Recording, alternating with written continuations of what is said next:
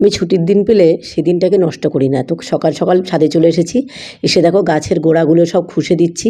এই যে এটা দিয়ে আমি একদম সুন্দর করে সব গাছের গোড়াগুলো আজকে যতটা সম্ভব আর কি, রোদ ওঠার আগে পর্যন্ত যতগুলো সম্ভব খুশে দেবো। আর এখানে দেখো এই যে এইগুলো তোমার হচ্ছে ওই কেতকী ফুল গাছ। আমি তো শীতকালে তোমাদের দেখিয়েছিলাম যে ফুলগুলো সব শেষ হয়ে গেলে গাছগুলোকে কেটে দিয়েছিলাম, এখন আবার গাছগুলো গ্রোথ হতে শুরু করেছে।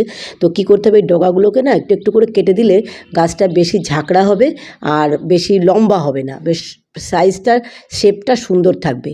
তো এটা আমি এই দেখো এই গাছগুলোকে আগের দিন এরকম করে দিয়েছিলাম, তো সেই শেপগুলো সুন্দর আছে, আরও বেশি ঝাঁকড়া হবে। তো গাছ ঝাঁকড়া আর শেপ সুন্দর রাখতে গেলে কিন্তু এই প্রিঞ্চিং, এটাকে বলে প্রিঞ্চিংটা খুব দরকার। দেখো এই গাছের গোড়াগুলোকেও আমি পরিষ্কার করে দিলাম, কারণ গাছের এই যে আগাছা হয়েছে, তো গাছে যে খোল টোলগুলো দেবো সেগুলো তো এই আগাছাগুলোতে খেয়ে নেবে, তাহলে কী হবে গাছের মানে অ্যাকচুয়ালি গ্রোথটা কমে যাবে।